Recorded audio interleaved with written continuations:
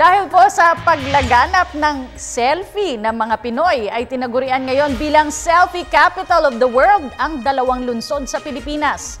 Ito ay batay sa pag-aaral ng Time Magazine sa Instagram selfie sa buong mundo. Pasok din sa top 10 ang lungsod ng Cebu. Narito ang ulat ni Bianca Piedad. Tinagurian ng Time Magazine ang Makati City at Pasig City bilang selfie capitals of the world. Inihayag ng Time editor na si Chris Wilson sa pahayag nito sa website ng magazine na isa na namang pagkilala ang maipagmamalaki ng financial center sa Pilipinas.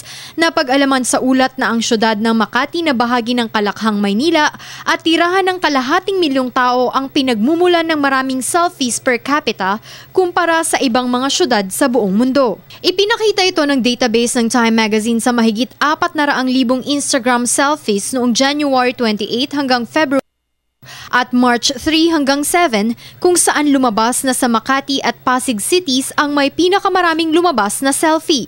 Inihanay din ng kilalang magazine ang Cebu City bilang ika-9 sa listahan ng top 10 selfie-taking cities in the world.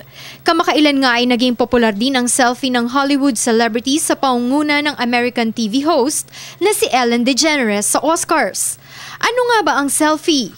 Isa ito sa mga bagong salita na idinagdag ng Oxford Dictionary na ang ibig sabihin ay pagkuha ng sariling larawan gamit ang smartphones o webcam na ina-upload naman sa social media sites.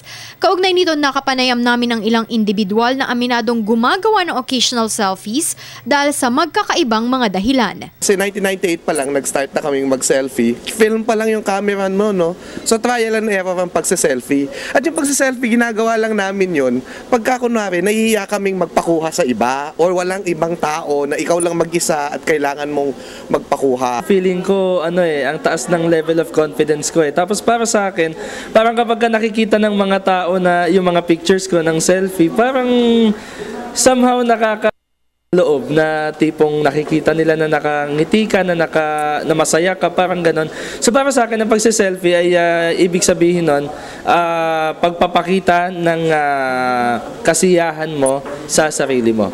Para sa akin, ang selfie is a modern way of self-expression. Kasi sa panahon ngayon, sa social media, hindi na effective yung plain text na lang na ipopost mo sa Facebook. Mas effective na ngayon yung may kasamang picture na makapakita mo yung emotions mo, yung moments na kinapture mo, yun yung importante.